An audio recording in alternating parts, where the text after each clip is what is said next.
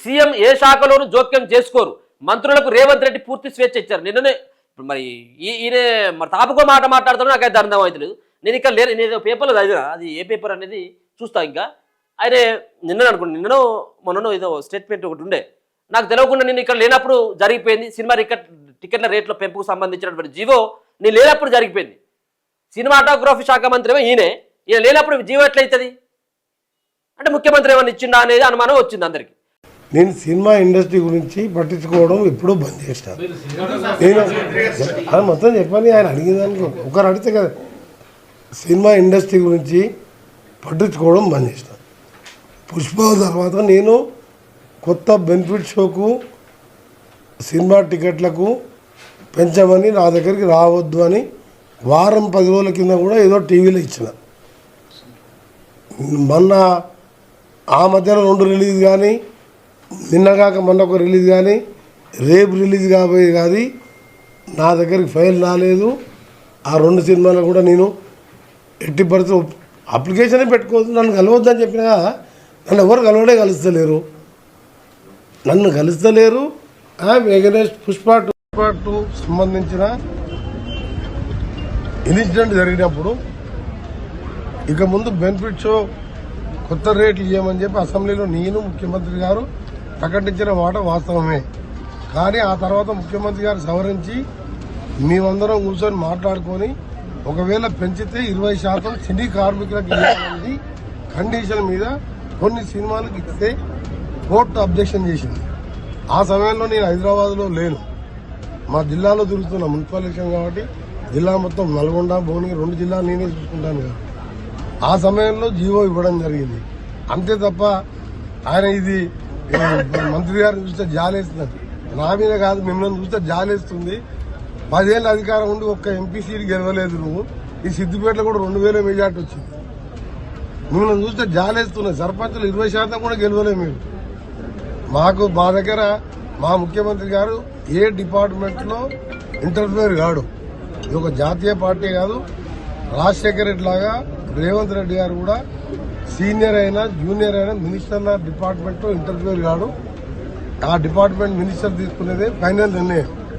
కానీ దానికి సంబంధించి ఆయన సినిమా ఇది గవర్నమెంటా, సర్కారా, సర్కస్ కంపెనీ ఇష్టం ఉన్నట్టు మాట్లాడుతున్నారు.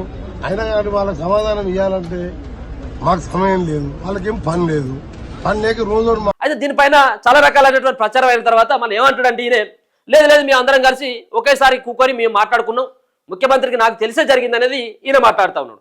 సీఎం ఏ శాఖలోనూ జోక్యం చేసుకోరు అంటే నీ శాఖలో జోక్యం చేసుకున్నాడు సార్. మరి నువ్వు ఇక్కడ లేనప్పుడు జీవో వచ్చని చెప్తివి, ఏది టికెట్ల రేట్లు పెంచుకోవచ్చని. మరి ఏంది సార్ అంటే అప్పుడు మళ్ళా సరిదిద్దుకొని లేదని చెప్పేసి మళ్ళీ 2 రకాలైనటువంటి మాటలు అన్నట్టు. మరి అంటే మరి ఈ మంత్రులకు ఆమ్యామ్యాలు ముట్టకపోతున్నావు, సినిమా రేట్ల విషయంలో, టికెట్ల రేట్ల విషయంలో కొంతమందికి వెసులుబాటు ఇస్తా ఉన్నారు, కొంతమందికి ఏమో ఫుల్ స్టాప్ పెడతా ఉన్నారు. మరి ఇదేంది? ముఖ్యమంత్రి రేవంత్ రెడ్డి ఏ శాఖలో విషయంలోనూ జోక్యం చేసుకోరని, మంత్రులకు పూర్తి స్వేచ్ఛ ఇస్తారని రాష్ట్ర రోడ్లు, భవనాలు, సినిమాటోగ్రఫీ శాఖ మంత్రి కోమటిరెడ్డి వెంకటరెడ్డి తెలిపారు. మంత్రులందరినీ సీఎం కలుపుకొని వెళుతారని చెప్పారు. సినిమా టికెట్ ధరల పెంపు విషయంలోనూ అంతా కూర్చొని మాట్లాడుకున్న తర్వాతే నిర్ణయం తీసుకున్నామన్నారు. ఏం నిర్ణయం తీసుకున్నారు? టికెట్ రేట్లు పెంచుకోవచ్చనా? పుష్ప సినిమా అప్పుడేమో ఏమని చెప్పారు? పుష్ప 2 సినిమా అప్పుడు తొక్కిసలాట బెనిఫిట్ షో ఇస్తే తొక్కిసలాట సంధ్య థియేటర్లో జరిగినటువంటి తొక్కిసలాటలో రేవతి అనేటువంటి మహిళ చచ్చిపోయారు. పాపం ఆ బాలుడు ఇప్పటి వరకు కోలుకొని కూడా కోలుకోలేదు. అప్పుడు వచ్చినటువంటి నిర్ణయాలు ఏంటంటే బెనిఫిట్ షోలను రద్దు చేస్తాం, టికెట్ల రేట్ల పెంపు ఉండొద్దు అని చెప్పేసి ఆ రోజు నిర్ణయం తీసుకున్నారు. ఇక అది ఎప్పుడైతే కొంత సద్దు మరిగిందో కథ మళ్ళా వీళ్ళ పని వీళ్ళకి. అంటే ఇప్పుడు టికెట్ల రేట్లు పెంచడం ద్వారా ప్రభుత్వానికి వచ్చేటువంటి ఆదాయం ఏమి లేదు, కానీ పర్సనల్గా వచ్చేటువంటి ఆదాయం ఎక్కువ ఆయా శాఖలో ఉన్నటువంటి వాళ్ళకి. ఇది 100% నిజం. లేకపోతే ఏం లాభం లేకపోతే వాళ్ళెందుకు ఇస్తారు? ఈయనకు తెలియకుండా ఎట్లా జరుగుతుంది? అంతా కూర్చొని మాట్లాడుకున్న తర్వాత నిర్ణయం తీసుకున్నామన్నారు.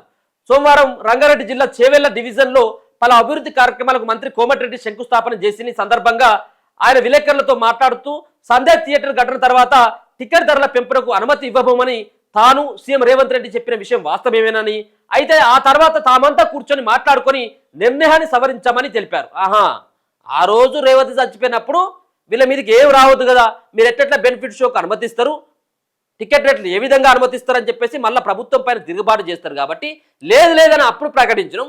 ఇక మళ్ళీ మేము అందరం కలిసి 4 గోడల మధ్యలో కూకొని నేను, దిల్ రాజు, ఇక నాగార్జున, ఇంకోలు కాటాయ కూటాయ ఉమ్మాయి జగ్గయ్య అందరు కూకొని మేము నిర్ణయించడం అని చెప్తాను అన్నట్టు ఈయనే.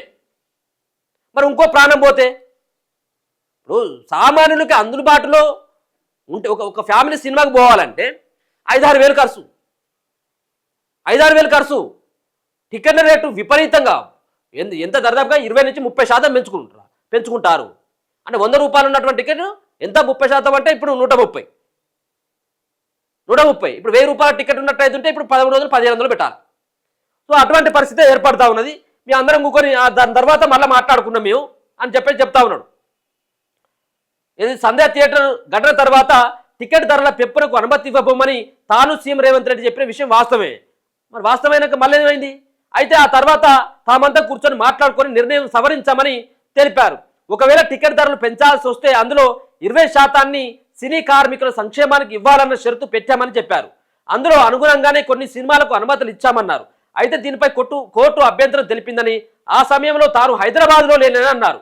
మున్సిపల్ ఎన్నికల దృష్ట్యా నల్లగొండ, భువనగిరి జిల్లాలను పర్యవేక్షిస్తున్నానని పేర్కొన్నారు. సినిమా టికెట్ల రేట్ల పెంపుపై బీఆర్ఎస్ నేత హరీష్ రావు వ్యాఖ్యలు ఖండిస్తున్నట్టు తెలిపారు. ఆ పార్టీ హయాంలో నాటి సీఎం కేసీఆర్ కు తెలియకుండా ఎలాంటి జీవోలు వచ్చేవి కావని, కనీసం మంత్రుల వద్దకు సంబంధిత శాఖల ఫైళ్లు కూడా వెళ్లేవి కావని అన్నారు. రాష్ట్రంలో 20% సర్పంచులను కూడా గెలుచుకోలేని వారు సన్మాన సభలు పెట్టుకోవడం విడ్డూరంగా ఉందన్నారు. ఇది బాగానే ఉన్నది. ఆయన ఇక మనకు తెలిసి కోమటిరెడ్డి వెంకటరెడ్డి గురించి ఎంత తక్కువ మాట్లాడుకుంటే అంత మంచిది. ఎందుకంటే మీకు అందరికీ తెలుసు, ఆయన ఇప్పుడు మాట్లాడితే ఇలా పొద్దున మాట్లాడితే సాయంత్రం వరకు ఆయన ఏం మాట్లాడినా ఆయన మొత్తం మర్చిపోతాడు. ఆయన మరి ఏందో మరి కాలు తప్పిండి ఏందో నాకు తెలియదు కానీ సరే మొత్తానికైతే మర్చిపోతాడు. ఆయనేమో నేను ఇక్కడ లేను, ఎన్నికలు ఉన్నాయి కాబట్టి అటు తిరిగినా ఈ జీవోలు ఎట్లా వచ్చినా నాకు తెలియదు అని చెప్పేసి మళ్ళీ 4 గోడల మధ్యలో మేమే మాట్లాడుకున్నామని చెప్పేసి అంటా ఉన్నాడు. 20% సినీ రంగ కార్మికుల కోసం, సంక్షేమాని కోసం ఖర్చు పెట్టేటైతే టికెట్ రేటు పెంచుకోవచ్చు. అంటే ఇప్పుడు పేద ప్రజలను కొట్టి ఇప్పుడు సినీ కార్మికులకు ఇవ్వాలి. సినీ కార్మికుల కోసం ఇప్పుడు 50 రూపాయలు 100 రూపాయలు ఉన్నటువంటి టికెట్ 200-300 పెంచుకొని ఇక్కడి నుంచి దోచుకొని అటు పెట్టాలని చెప్పేసి ఇప్పుడు అర్థం అన్నట్టు గ్రీన్ సిగ్నల్ ఇచ్చాలన్నట్టు మీరు ఒప్పుకున్నారు కదా. అదే కదా ఇప్పుడు ఏందో అదే అర్థం కావట్లేదు.